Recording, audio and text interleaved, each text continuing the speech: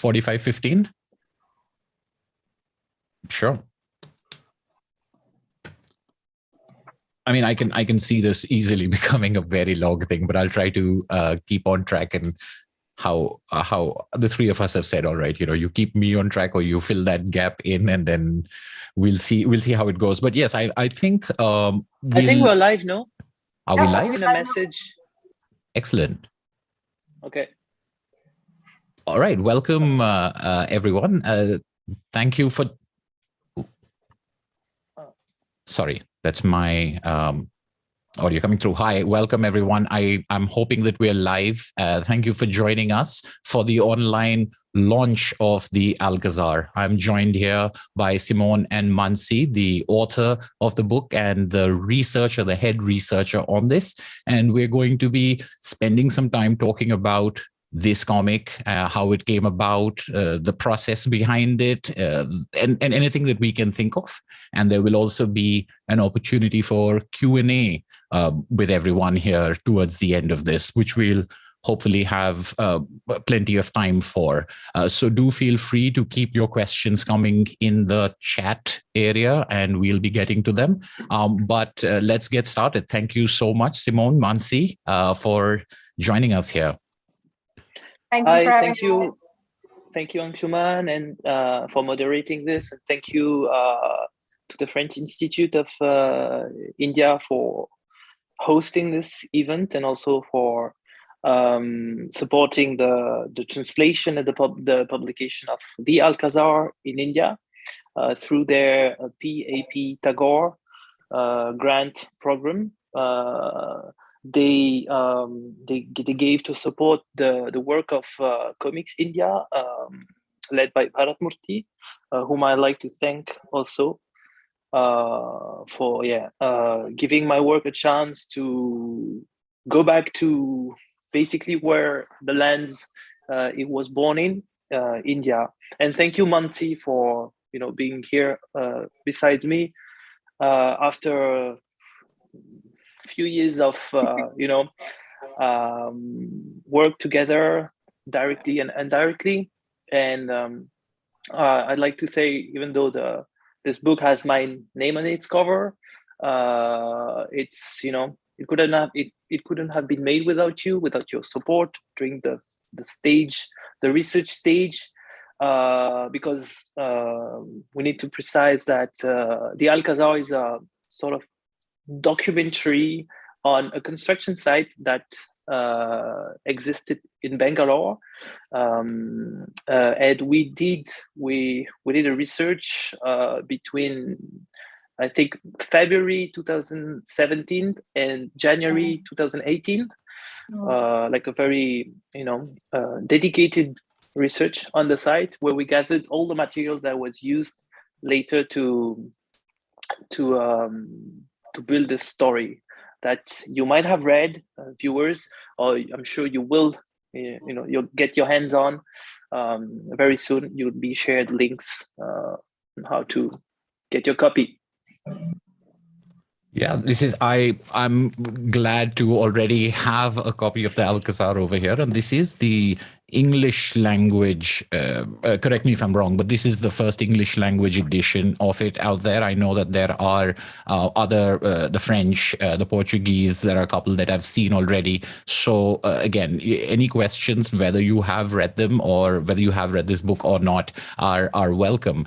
And I think this is a good thing to get started. I'm actually, sorry, I was just wondering if we are live, because I did have the YouTube video up and it seems to have ended 30 seconds ago, but I think we can keep going, and hopefully there'll be a recording. I think you have a little recording sign on the icon on the top left of your video. So I think Zoom is recording, but I'm not sure if it's going out live on YouTube, where I had that.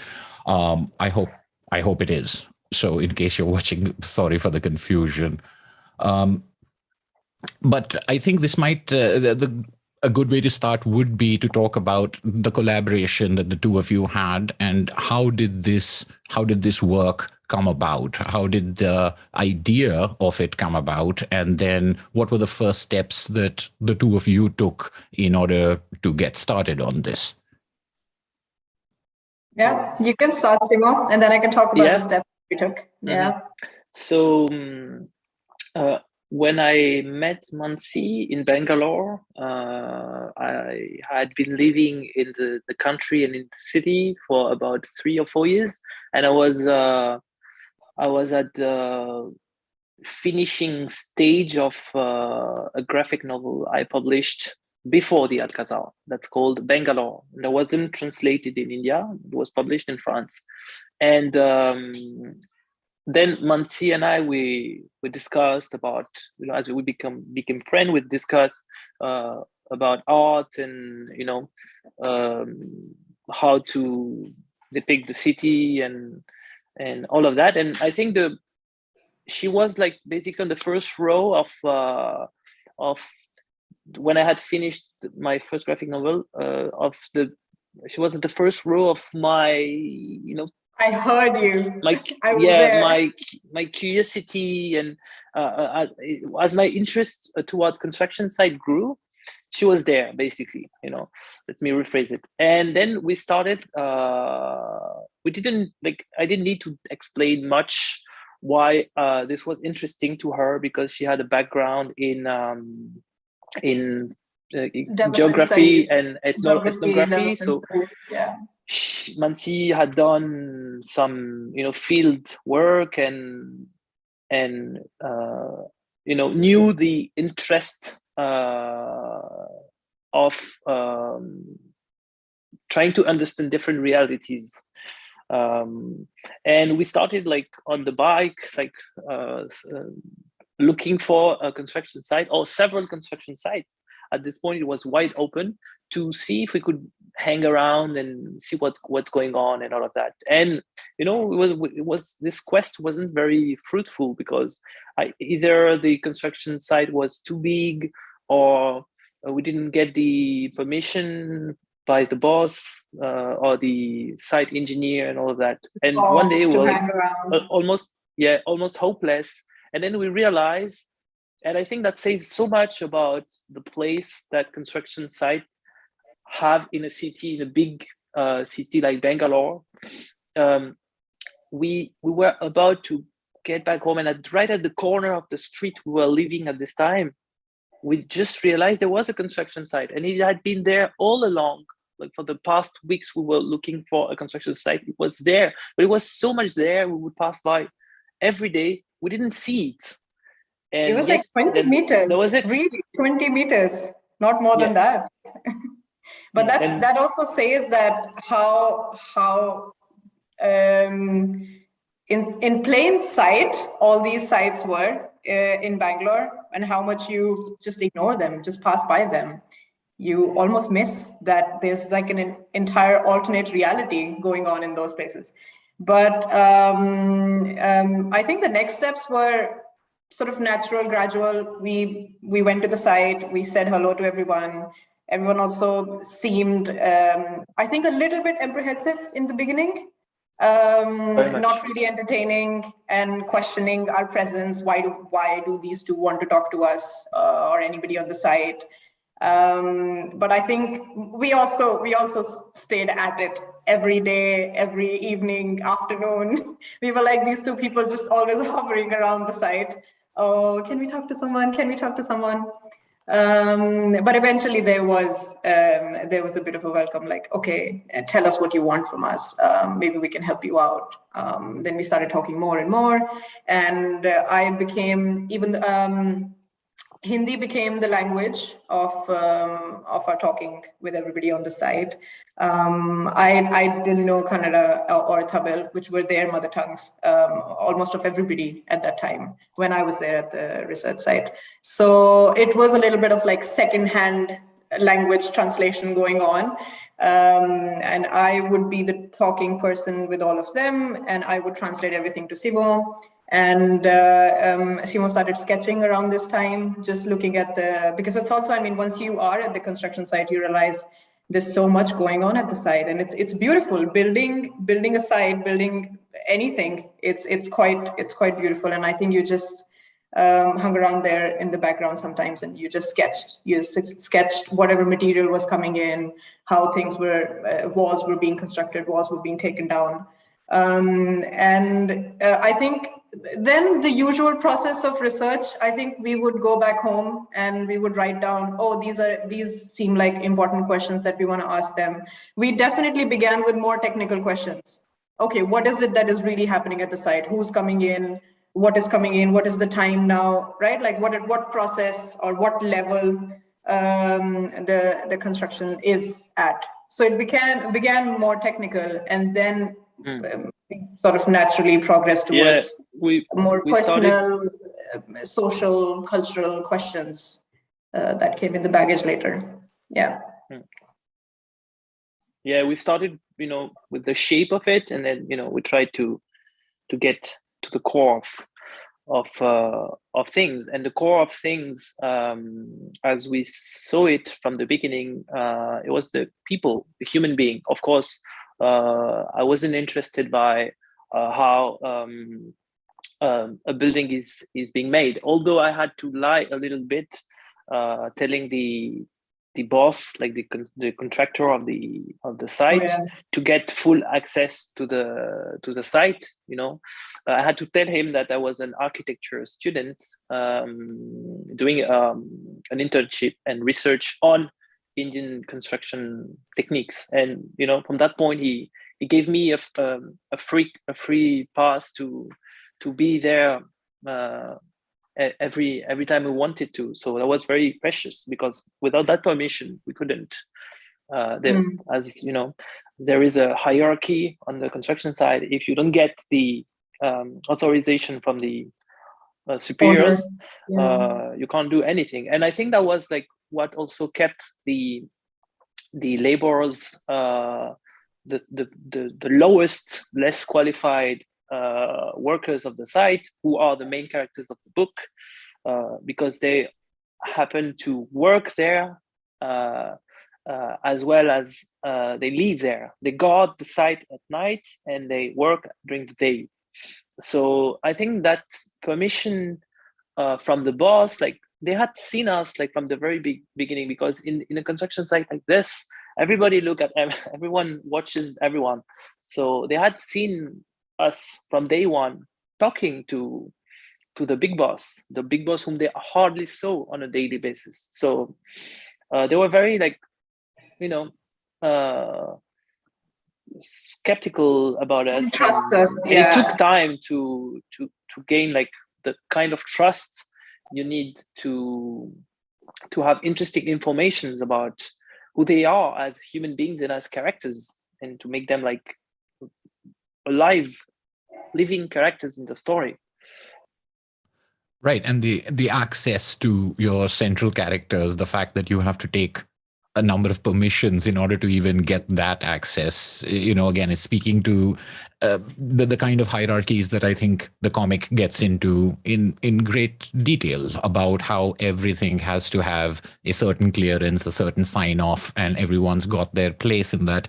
What was it about a construction site that interested you? I mean, again, there could be a number of different things. Was it an example of a larger topic you were looking at? Was that a purely visual thing from the number of sites you saw?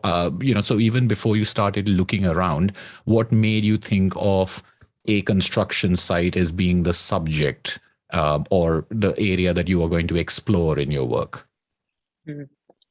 So I'm going to try to be as quick as possible, but this opens a wide range of levels here. But I think the first time I got really caught by construction site, it was as I was walking at night in Bangalore, walking back home, and then I walked past by this construction site, and there was one of these blue plastic sheets that they hang between the interior and the exterior of the construction site when there are no walls yet. And behind, like through the blue sheets, there was a fire, like a bomb, some sort of bonfire inside, and that would cast the silhouette of an entire family. So it was very theatrical. Like it was like I was watching theater. I was kept at a distance, like physically, being in the street, then being inside, and also separated by a sheet. And yet I was seeing hints of what seemed to be a very private family moment. Maybe I think they were like sharing a dinner or about to go to bed. And there was like a huge contradiction between that gap and that privacy I had access to. And then I started like, a lot of questions started growing in my head. And as I tried to get more information about who the construction workers were, where they came from, how long they'd stay, if they lived on the construction site and everything, I found very, very little information. Like basically people around me, like, my friends or students, if, mostly like English speaking middle and upper class Indians, they would have very little information about construction workers. I heard many times they are from Bihar and you should be like, careful, not very safe to be around these people. And yeah, it didn't seem like, legit information. And I thought, well, there might be a subject here. First of all, there might be a subject because there is obviously a need to understand something that's unknown.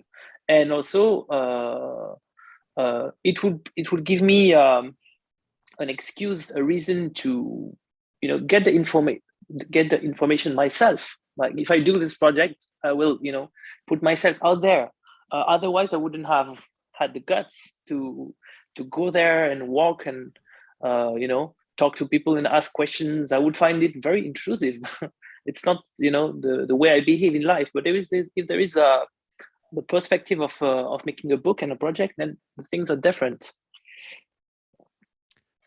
Yeah, and from that sort of spark, going into the research, etc., how did you want to approach it then? Did you feel that there was something that you needed to learn for yourself, or did you also feel a greater sort of I don't want to use the word responsibility, but a larger thing that could be done beyond your own edification, where if there is this much cluelessness or if there is this much ignorance out there, was your goal then to sort of fill that gap with information, with insight?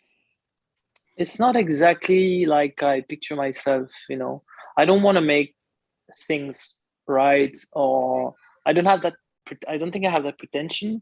I know, even if I'd go through the 2 or 3 years of hard work, and if my book was published, it wouldn't change much. One has to stay realistic. Maybe, there'll be like, a few hundred copies out there. It won't change the reality. It won't change society. It will never.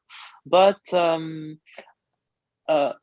I think, otherwise, I think, okay, if there's a gap to be filled, then I should take it.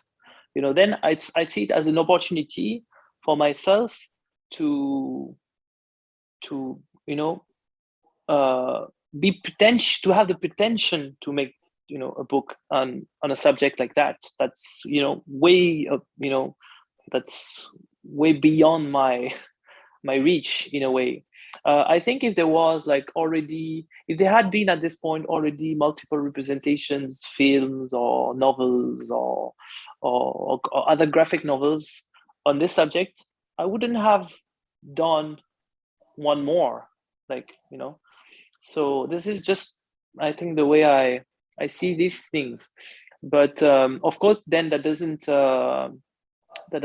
take away my responsibility, my accountability to try to make a story that reflects a reality as I saw it, but not as I saw it on the very first day, because I was blind to that reality. So there is hard work to be done, like to question the reality and to experience the reality differently. And for that, I think it it was essential to have Mansi along with me, because you have like some sort of contradictor. Like you have someone you can talk to, you have someone you can disagree with, you have someone you can, you know, discuss with, and also she's someone with a different background, a different training as mine. I have like an art training, and she has like an academic training. So I think that was like, this project was also two worlds encountering, a tradition of arts, you know, where the preoccupations are very much different than the academic world. And even in France, there is quite a cleavage between these two worlds. And I think these two, our two backgrounds had a lot to bring to each other's, our perspectives on this. And then you have the reality that sometimes goes against our expectations. So in the beginning, we were like throwing questions such as how is your minimum wage, and are the safety rules respected on the construction site, and how is your boss, and very like we assume that these people were in a way like underprivileged, and we should talk about the story or the story of a construction site through that angle. Like that should be our entry. But then when we saw their reactions to such questions, we had to redirect completely our dialectics in this project. And I think another example, and then that's, I'm going to let Mansi develop. Another example is that in August 2017, I left for a few months and I came back in January. And between August and January, the construction site was still going on, but I started writing the story. I started storyboarding and writing the story with all the materials we had already gathered. And then I made Mehboob, one of the characters, the hero of the story. So there was a main character. And then I came back in January, and Mehboob is no longer a worker at the construction site. Luckily, I had Mehboob's phone number, and I met Mehboob, and I carried on with Mehboob. But then Mehboob was not part of the Alcazar anymore, so I had to change entirely my story structure to fit the reality. So I think the reality had to stay at the, remain the gravity center of this project. And the reality doesn't always like suit your expectations, and it's not like, Mansi. No, I mean, you've covered most of it, but I would just like to go back to when you started sharing all of this about the site, that why you were interested, why you were intrigued. I think this is where I came from, my academic background, and also being a resident of India, being Indian, the responsibility and accountability as a researcher, you start thinking about it. And I think the direction and the shape it took in the first part of the research, I was quite aware of it. I was quite aware of what I was going with, being an upper caste woman researcher on site. And that was defining the questions that we were asking. I'm not saying that we had, and I don't think we had an absolute, like a very certain idea of how this novel is going to look like, and also what would be the core of this novel, the core of the story. At least I did not have that. Maybe you had some visions in the beginning. But yeah, I would say that responsibility and accountability were some of the key words that kept buzzing in my head on every question I asked, on the way I approached. And Salma, for example, the I would say the heroine of the novel, it was very hard to reach her. She did not trust me at all. And I think it took me months to get her talking. And she was also the only woman on the site. So I had eventually a way into her life on being a woman, and eventually she was pregnant later on, and her personal life before, how it got affected by being a construction worker, and the divisions that you feel between gender on site. So yeah, these were something that I was approaching with. You had a different lens and I had a different lens, but I think questions somewhere, they started to merge during the process. Right. And were there times when you were working on this, because you've mentioned how you may start with certain kinds of expectations. You want to talk about safety, you want to talk about wage, you want to talk about children, but they're not interested. Were there times in which you had to completely abandon what you thought was going to be, or did you find it to be an adjustment and not a, because there will be certain things that, as you said, Simone, there'll be certain things that will not work out. It's no longer, reality does not go according to that structure. But did you have to rethink what you were doing, or is it closer to what you're saying, Mansi, where there wasn't really a concrete idea until you had some research, until you had some conversations take place? So what was the balance of how much you start with and how much you go back to the drawing board, not the literal drawing board perhaps, but how much you start with and how much you abandon of that in the creation of this book? I'll give one anecdote. I will say, like, that'll give you a very good sense of what was the starting point. So when we asked someone their age at the construction site, one of the workers, all of them told us not their correct age. Because there is a lot of, undocumented, or what do you say? They had started at a very early age, which is not legal in India, but this is the reality of workers in construction world in India, right? So that was our starting point. So you can imagine, like, if we started there, I think we changed course a lot of times. And I would say that becoming friends with everybody, this element of friendship and trust, when that entered, even taking these turns, they were not very drastic anymore. It was more natural.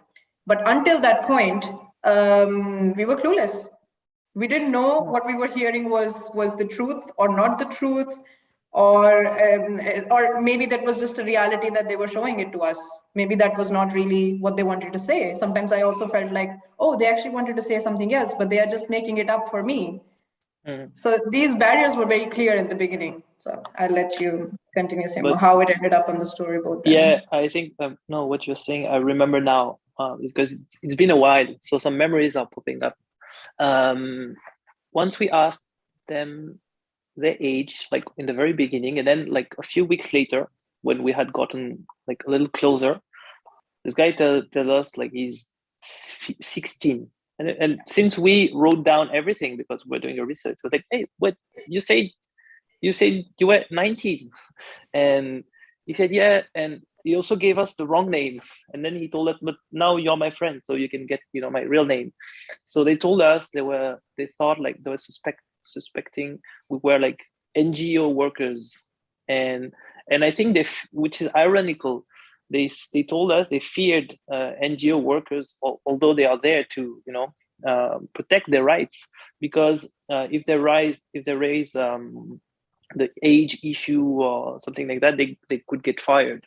So that's what they, so it's complex. The reality is complex, and I think in the beginning we had like we were like almost acting as journalists with like specific questions. We would brief in the morning. So today we're gonna like ask this and that, and we were clumsily attempting at doing this research, but we had no experience. And also we felt the urge of gathering as many informations as possible. But then eventually we realized, okay, this is way bigger than we thought it would be, and we might be hanging around for the next 6 or 7 months. So at this point, we kind of chilled a little bit, and then it was more like like the kind of questions you ask, you know, in the natural course of a conversation, and not like you know, an interview. And interviews are very weird. I mean, who likes to be interviewed anyway?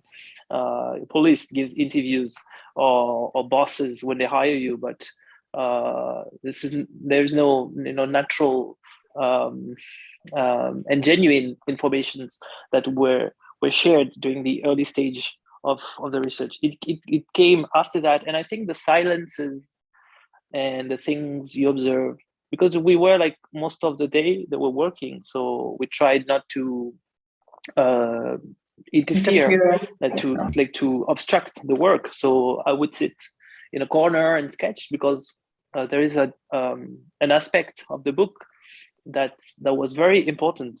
It's the practicality of a construction site, like how things are built. So I said that's not what I was interested in. I didn't want to make a book on like building techniques, construction techniques. But in order to build the shelf of the story, the packaging of the story, I had to understand how, you know, how you build a slab, and what I don't know, how you make cement, and, you know, all this electrical wiring and all of that. So all of that in the book, it's pretty, I mean, I'm pretty proud of myself, because it was a hard work, and it's pretty much invisible. Like, you're not going to say, oh, the wiring is, you know, where it should be, and the staircase is you know, at this construction site. But that was actually a hard work to draw and represent that, so you can, you know, forget about it. So it builds the arena, it builds the stage for the story to happen. Right. And it's interesting to me that after all of this involvement and all of this research, these conversations and these friendships that you created, at the end you chose to remove yourselves from the book. There's no interview, there's no, here is the writer working on the process, here is the researcher following people or asking them questions. All of that stuff has obviously happened, but then it's sort of, you have taken that scene apart, removed yourself from that scene, and put that scene back together as if you weren't there. Would you like to talk a little bit about that very conscious decision? Because, of course, nonfiction of all kinds, but all in comics, can be always, and we often see the representation of the author in the pages in a lot of nonfiction, whether it's reportage or not. Would you like to talk a little bit about how and why you decided after all of that to remove yourselves from the narrative of the book itself? Yeah. So yeah, there is like no right way to do this. I wouldn't blame people who choose to represent themselves in reportage. And some people who do that claim it's more honest to, you know, some people even believe it's dishonest to remove yourself from the story, because then you don't show things how they happen, and you kind of hide yourself. But I don't think honesty and dishonesty has anything to do with that. It's just a choice you make depending on how you want a story to be read and to be received. It's something I had no doubt from the very beginning. This book wasn't about me. It wasn't about Mansi. It isn't about me. It wasn't either about me speaking for other people or anything like that. I didn't want to disrupt, and I didn't want to be an intermediary between the reader and the construction site. I wanted, and I think that's how I like to read comics, and I think how I you know, what leads my choices, my writing and drawing choices and direction choices, is I want the story to be as immersive as possible. And for that, I'm sure some viewers here today are are aware of Joe Sacco's work. For example, Joe Sacco is a brilliant graphic novelist, but it's exactly what I don't want to do. I don't want to, you know,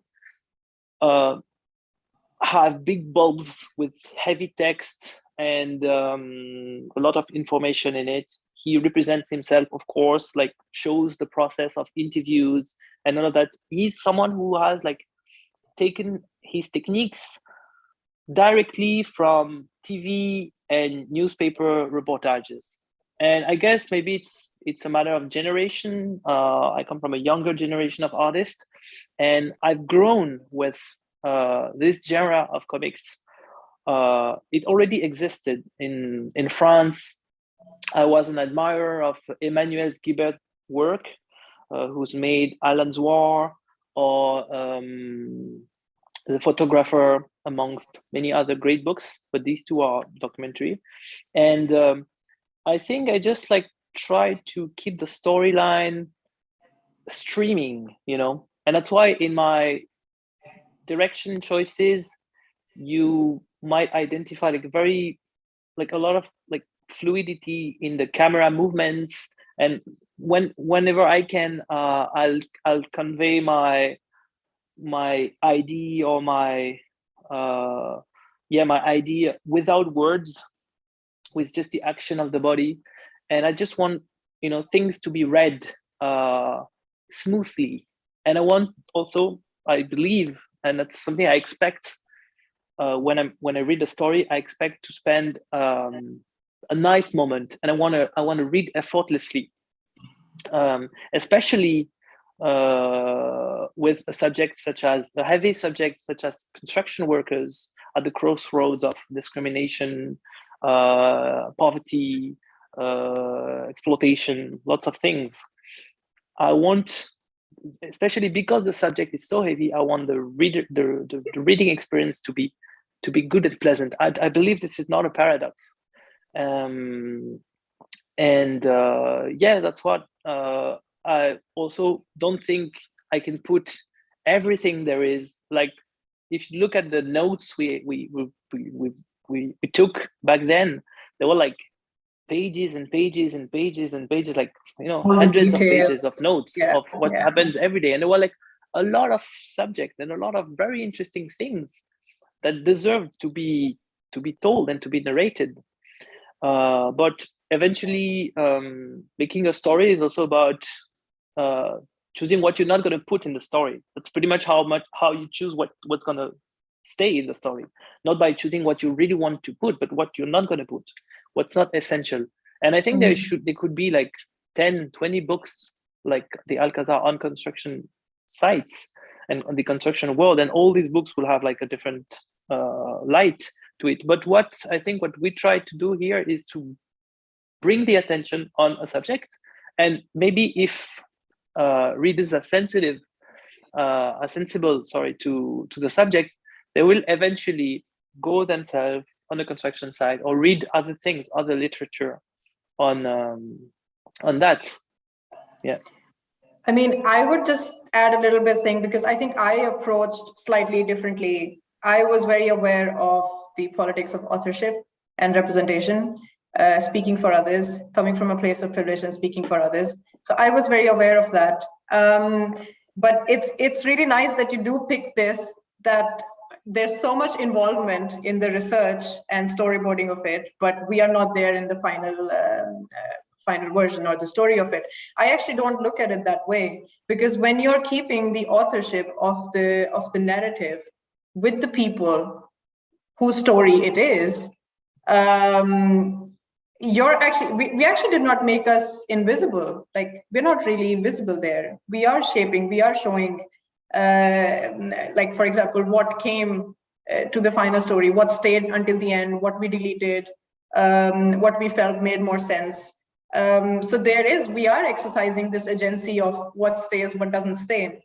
And also at the same time, and we are not hiding, I mean, at least throughout the project, I was not hiding my positionality with the work.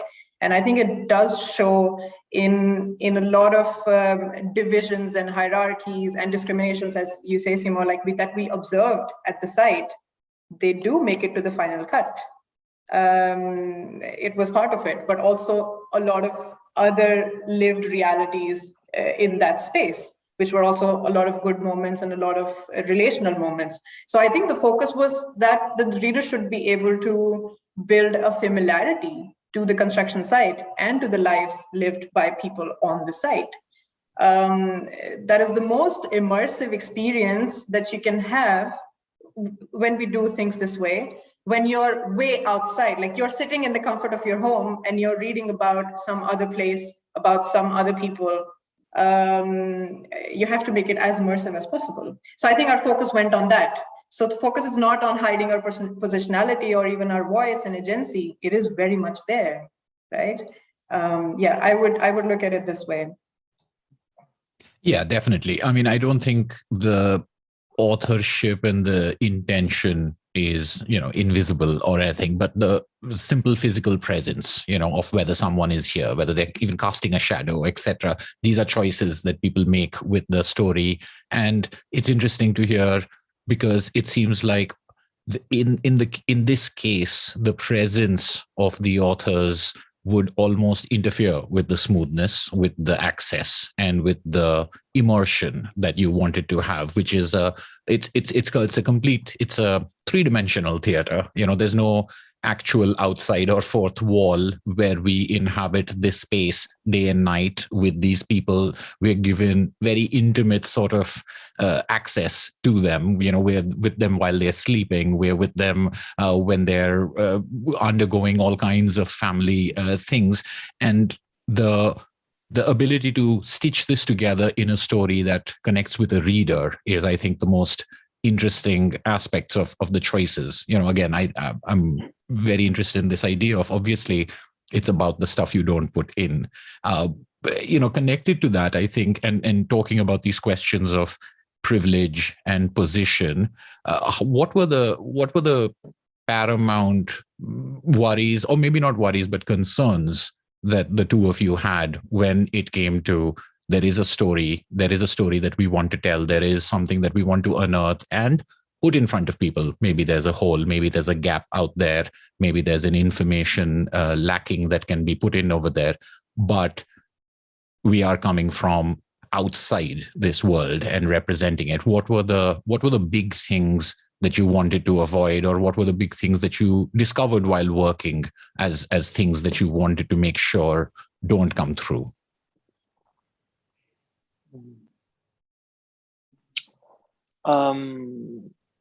I think I wanted to give first of all, it applies to my views in general.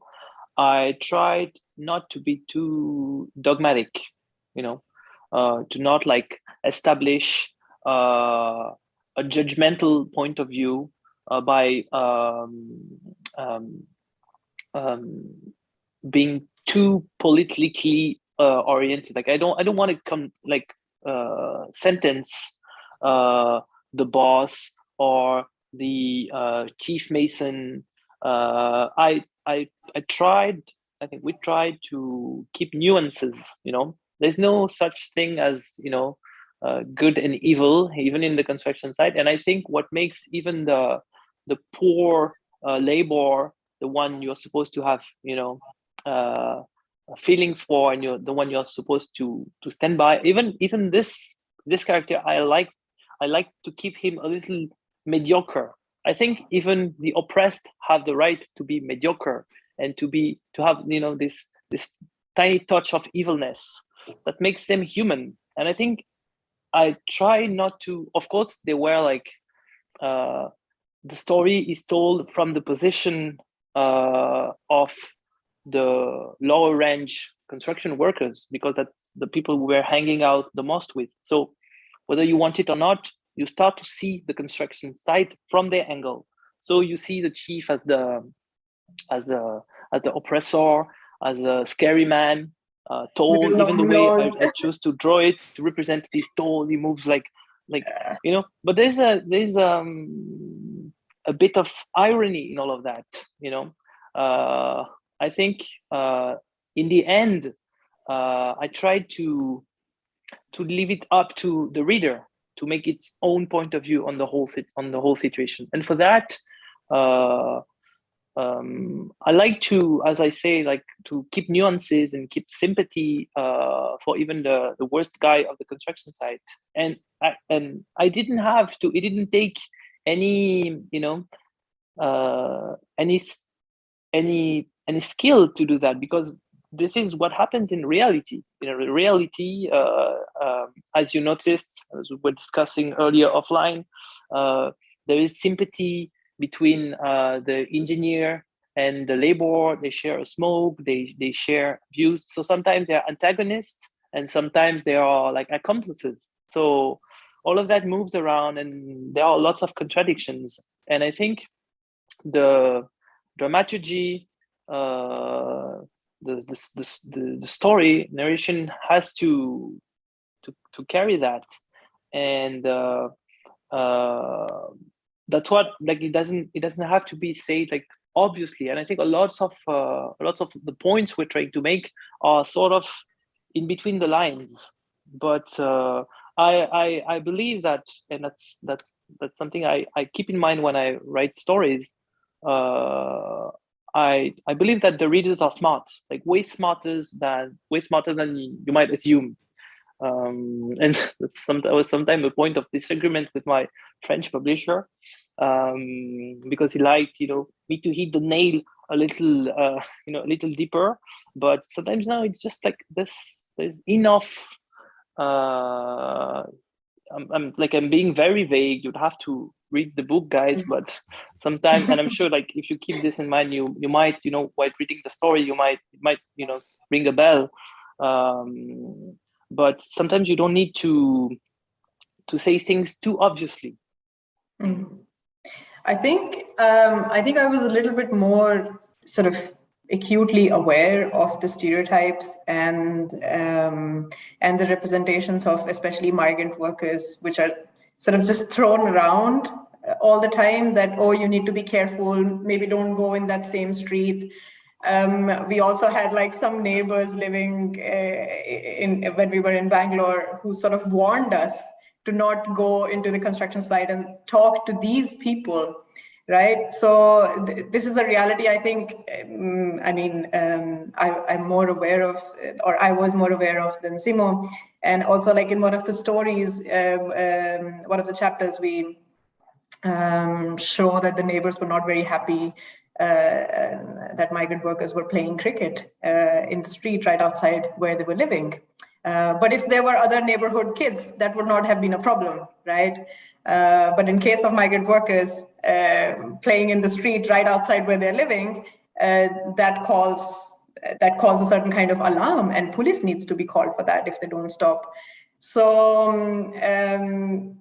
I don't know. I did not want any kind of distortion from reality when I was picking all of these facts up and narrating them to Simo. Like, I was trying to be as precise as possible, not leaving out any single detail or layer that was working within the construction site and outside of it in society and culture. So I was also trying to give a lot of cultural and social background to Simo when I was translating all of this. So I made sure that I stayed as real as possible, and then that sort of flows further than that. Yeah. Great. We're at 7:50 right now, so I'll just pause for a second to see if there are any questions, either in the chat or that we've received. Otherwise, maybe we can talk for a couple more minutes. No, it doesn't seem so at this point. So I had a question about the way the story ends up. We obviously get to a particular point in time, but as far as your connections with the characters and the people in the story, does that continue? Does that go outside of where the book stops? How do you approach your roles as, the friendships and the connections that you had gotten once this work is done and published and out there? Yeah, even before publication, there was like basically the whole making of the project is split in two. You have the research phase on the site, in the street, every day, but as most of you must know, it's very hard to make graphic novels like that. Like you have to. It's a very studio lifestyle. So you have to spend like days and weeks, and it's a very long process. It's almost like, as I think it took even longer to draw the fictional, semi-fictional Alcazar than the building to be built, because the building was built in like a year and a half, and it took me just to draw it 2 years, excluding the research phase. So after the research, I moved back to France. It was early 2018, and that's when I started to draw it seriously. And then I started making like the direction choices and drawing, storyboarding the story.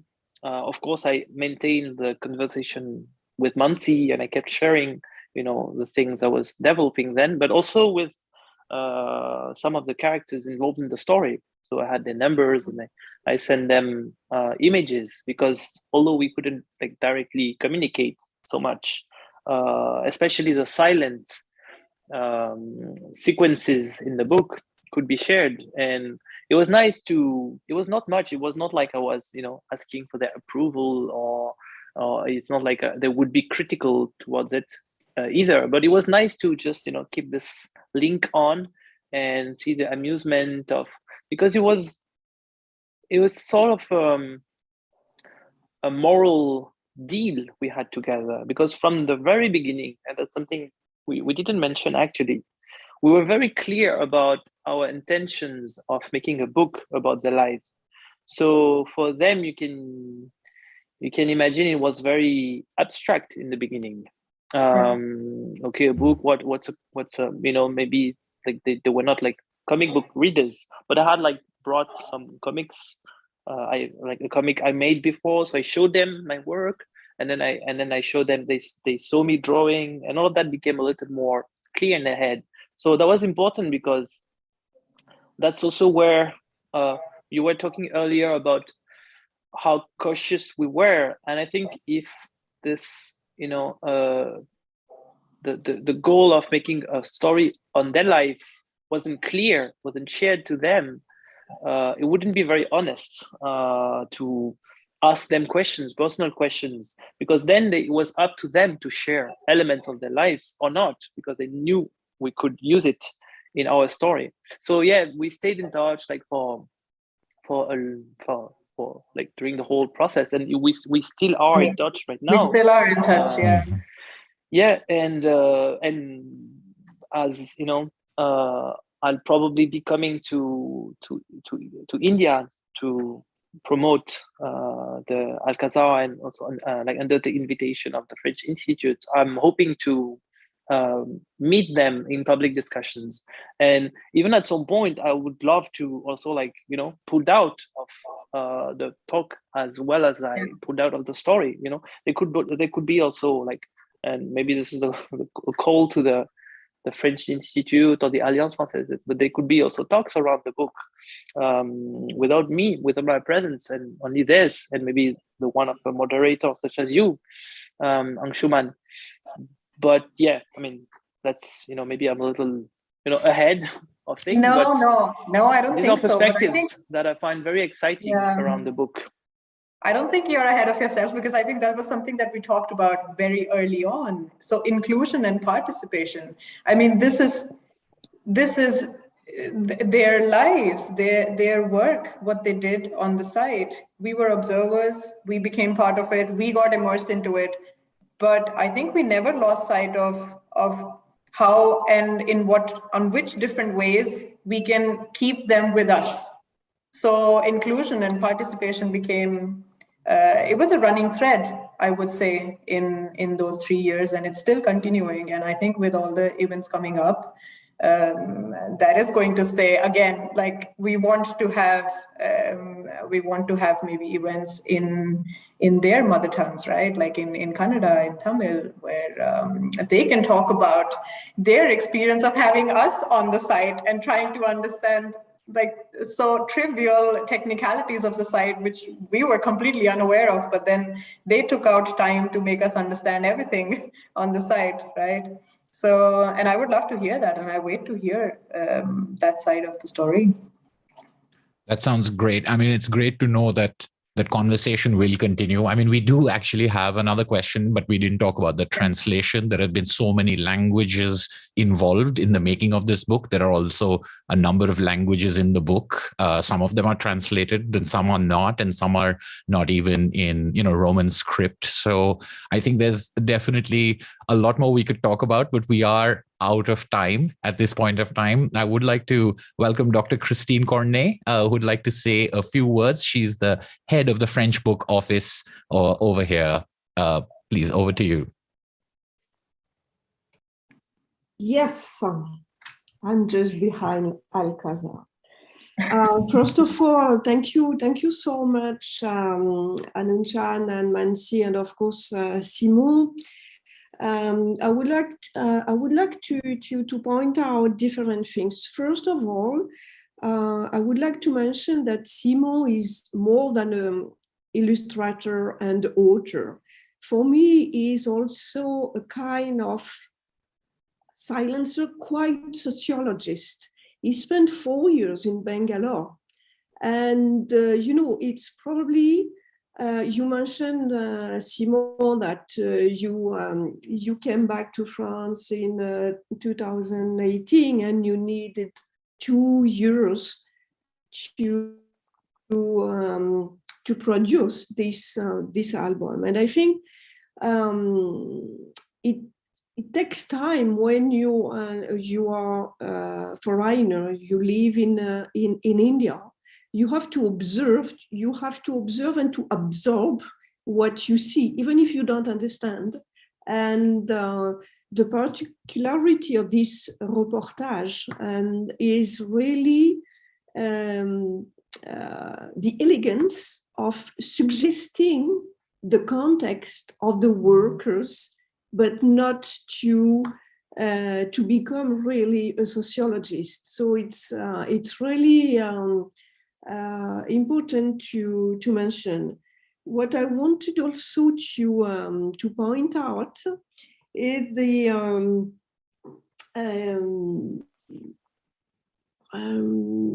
observation of the night. You walk during the night and you observe, and it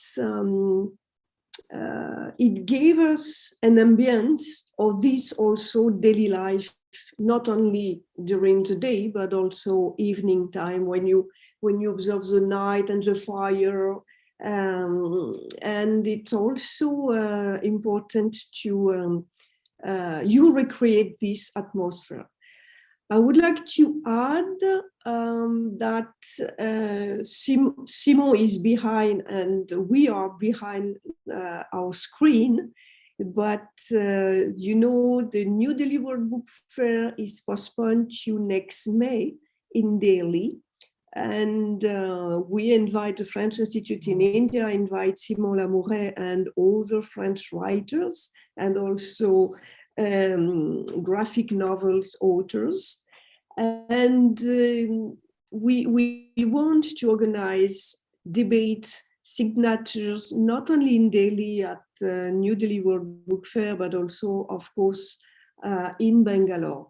So I hope you will all join different session, different maybe workshop.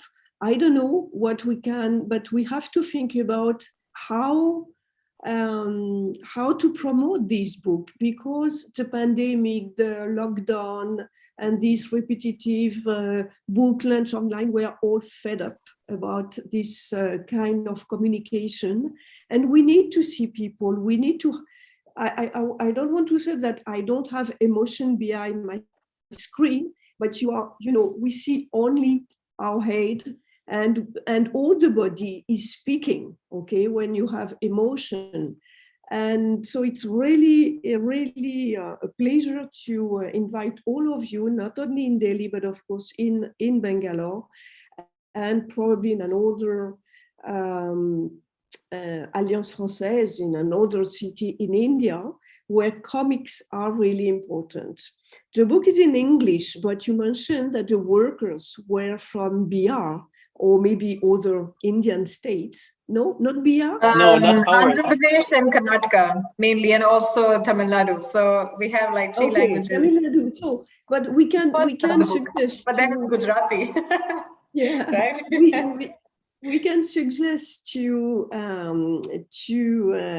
Indian publisher to translate it in Tamil or in Kannada, because it will be accessible for these workers, not only for us, okay, but also as a gift, maybe. I don't know. We really have to think about it. So thank you so much, and Anshuman and Mansi and Simon.